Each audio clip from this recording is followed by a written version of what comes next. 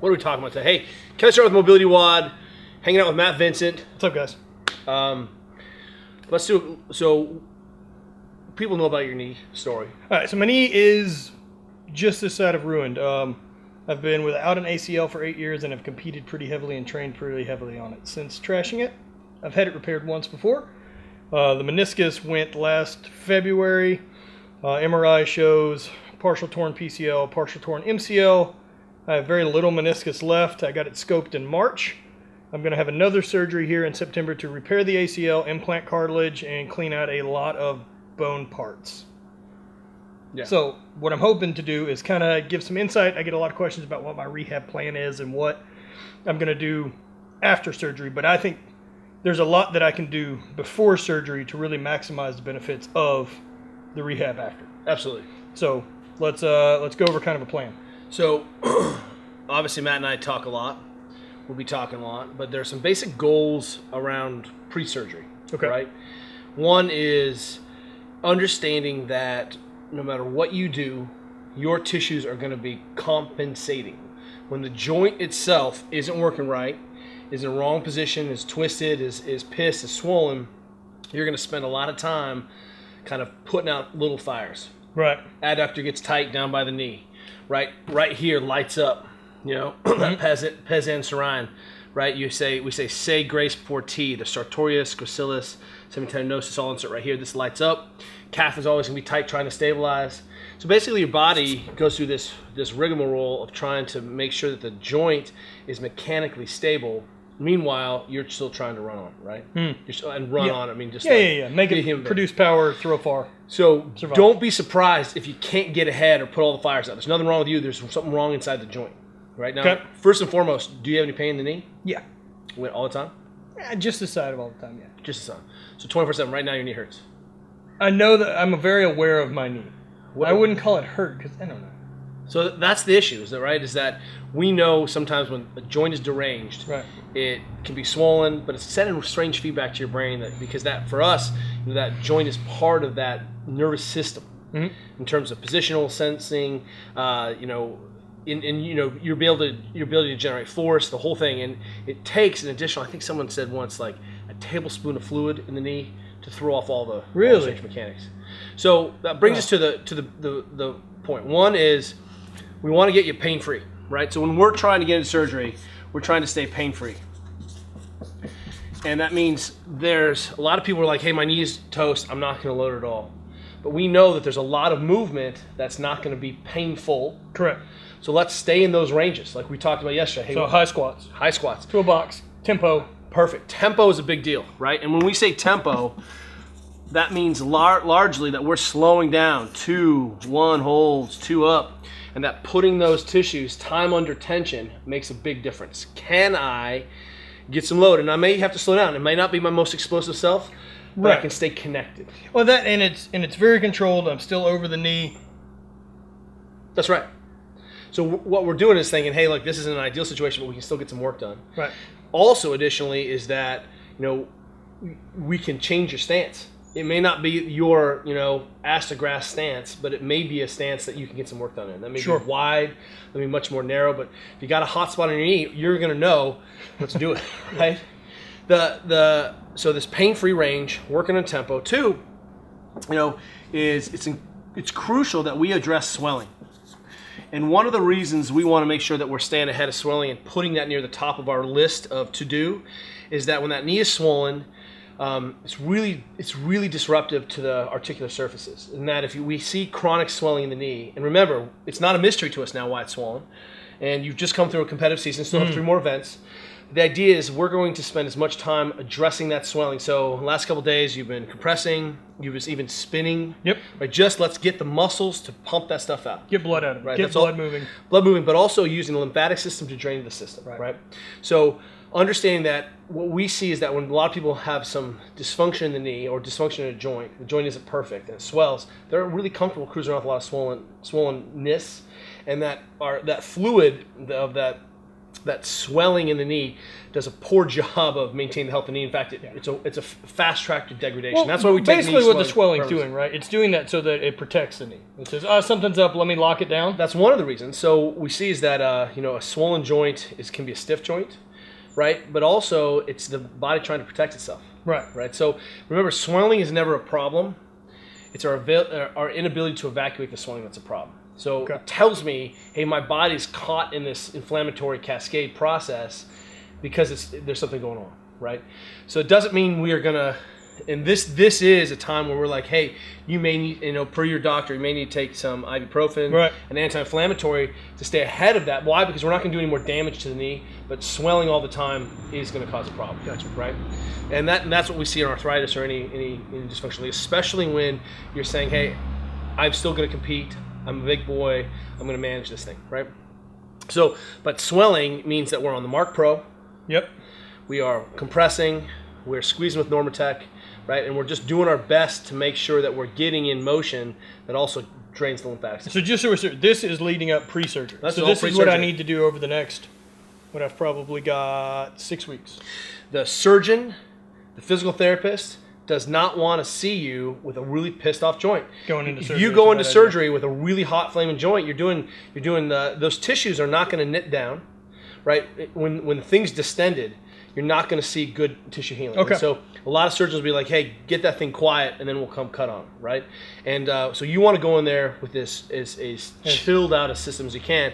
But in the real world of saying, hey, I'm going to compete through this, but you got to stay ahead of it. Do the best smash you a bunch of really heavy front squats day before surgery. Oh, yeah, for sure. In fact, I would say not even front squats. I'd say full cleans. Yeah. Right? Lunges, overhead walking. Totally. Anything you can do.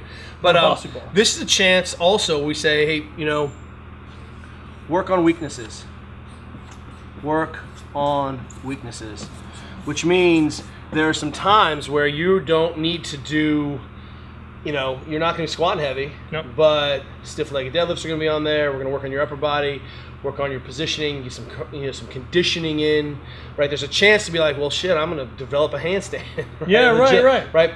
Keep training like an athlete keep and moving. Say, if my potential windows of the things that I'm going to do, I'm going to cut those down by 90%. Then that 10%, let's get after it. Let's develop some skills. It's shocking how much development you can get, even though you're not doing the bread and butter things that you need to do for your core sport. Sure. Right. So we're going to work on that. Work on weaknesses, manage your swelling. One of the things we want to do is try to go in with as much range of motion as we can. Sure. So we want to manage range of motion. Range of motion. We want to optimize that. Now, sometimes you've got a bony block, you've got some loose bodies, which is something floating around in the joint that sometimes makes it more fun they're really cool. Right? But the idea is, how can I keep my brain working in these pain-free ranges? And that can even be passive, that can be working in the pool. Sure. Right? Here's a good example. Our friend Laird Hamilton had a pretty ugly hip joint. And I haven't said this publicly, but it's the ugliest hip I've ever seen, of all time ever. And he's like, hey, what do you think of my MRI? And I said, to me, for this season, it looks like you have a beautiful white ball of light in your hip. And all I'm going to imagine for you is that this white ball of light sometimes gets a little dimmer, but it's a beautiful white ball of light. And as soon as he got through the season, I was like, you probably need to have your hip replaced because it's the most disgusting hip I've ever seen. But in the meantime, he was able to maintain a lot of range of motion because he was working in the pool, lunging, unloading positions, but just maintaining it. What we don't want to do is we want to let that window get really, really stiff, because then, let's maximize your available ranges of motion in pain-free ranges and effortlessness. And that means that sometimes it's going to be a dose response. Sometimes if you do little tempo squats, you may not be able to squat the next day. It may be 3 days later. Yeah, that's what it takes. That's what's been normal. But let's keep the stimulus in there, right? And I can fix range of motion too. I've noticed, adjusting the seat on the bike when I'm pedaling. That's right. I can get it up a little higher. If it's really stiff that day, I can always put it at the full bottom where I'm almost straight at the bottom and really minimize the knee. That's right. And part of that, being pain-free and maximizing range of motion is working upstream and downstream. And this is always a reminder that you don't have to necessarily just address the tissues at like the quads and the calf. That this is a chance to really go looking, say, how do I improve the global health? And so if I just work up the chain, go to hip flexor, go to your ankle, go to your Achilles. That's right. Go to your psoas. All of those things are contributing to this compromised state, and we're looking at, hey, this is a chance for me to optimize the entire global system in ways, because your programming has become very, very simple. Yeah. Right? It really is like, hey, I'm going to stay in this range of motion. I'm not going to be doing heavy full cleans. I'm going to, high bar back squat. Yep. Right? If that's such a thing for you. Yeah. Low bar. Yeah, low bar. Like you medium squat. put the bar like right here. right above my tramp stamp. Obviously. Just sits right there and just hold her in. Squat. Isn't that squat like around. Fred Hatfield? It's the best. Like he would squat and then not take it out and never stand all the way up again? Perfect. No disrespect. All right, so really the goal is, how can I maintain range of motion? Can I maintain terminal knee extension for your knee? Can I extend my knee? Can I keep an eye on that? To make sure the quad's still working. That's right. And one of the things that we're big fans of, obviously, was with our use with the Mark Pro, is that neuromuscular contraction keeps the musculature connected to the brain. Right. Right, and that's a big deal. What ends up happening, we see, is that people get on ibuprofen, cut those connections of pain. The ice is a disaster because it really does shut that relationship down and recongest the tissues. Right. So what we're looking at now is how can I get you into a healthy state as possible, with the tissues doing what they can handle, which may be a huge reduction in volume. And here's the big deal. This is a chance to clean up what we call the bio-psychosocial, aka lifestyle. And how do you control what you can control? You have to. I'm still going to be, so if I'm pretty stationary, right, what can I still do? I can still not eat like an asshole. True.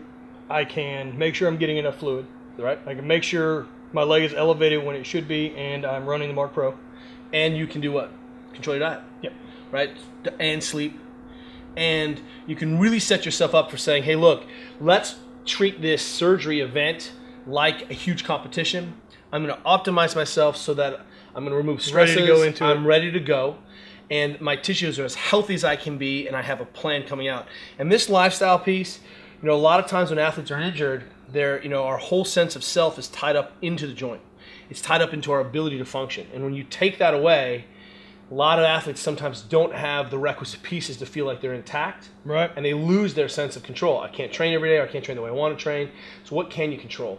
And the more pieces we feel like we give back to the athlete, here's a chance to mess around with ketosis. Here's a chance to, try to eat, 8 fistfuls of vegetables every day. John Try to Berardi. figure out if I can do 100 push-ups. 100 push-ups. And that really brings us to this last piece. Let's set some goals. So let's set some pre-surgery goals. Yeah, and this is maybe how I'm going to do 30 strict pull-ups, right? I'm going to strict press my body weight. That there are some things I know we can do, but we need to set some far-out goals, and that allows us to then focus our training, focus our thinking around getting something done. And look, it doesn't have to be anything spectacular.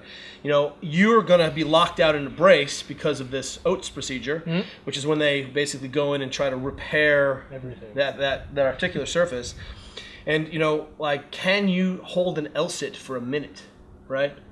Those are the kinds of things I want to set. Can I perform, 50 pull-ups in 2 minutes, right? Can I... Right, 100 strict push-ups. Right. Those are the things that we should be putting out there, and then obsessively training about, and starting a little journey on that. But we find that when we give our athletes a chance to optimize their lifestyle, control the sleep, become a ninja, work on these things, the fact that you're injured or going to have a surgery means that you've become a specialist. It means that you get to unfocus, deload all of the basic work things that typically are important to us, and we get to focus on all the details. And sometimes what we don't do is focus on the details, right? We're focusing on, hey, I squatted heavy today and I'm working. But now I'm not going to be able to squat as heavy, so I'm going to work on some of these other things. For me, a huge component of this is I'm also thinking about what is my lifestyle going to look like afterwards, and I think you have to have an assault bike. Yeah, that's already in the cards. It's in the works.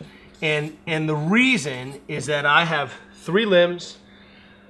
I can keep you metabolically intact. I can also up your insulin sensitivity, right, by making sure that we're smoking it. Yep. And if I have 3 limbs, it's good enough. And I can't tell you how important it is to know that you have a bridge afterwards. If you're going into surgery and don't have an assault bike, you need to sell one of your kidneys while you're in surgery and get one. And Our good friends at Power Speed Endurance have a wonderful 6-week post-surgery protocol. Nice. We can test. I'll grab that and I will link below. It's totally cheap, but it's based on your own output. Nice. So you can do a test afterwards with 3 limbs, right?'re not comparing yourself to your like full 4-limbed self, 3 limbs, and then you can test that and actually progress. And that allows us to, hey, during this time, I'm going to do some hard conditioning, right? And that conditioning can be done in a way that protects my knee, but also makes me feel like I'm covered in sweat and feel like an athlete.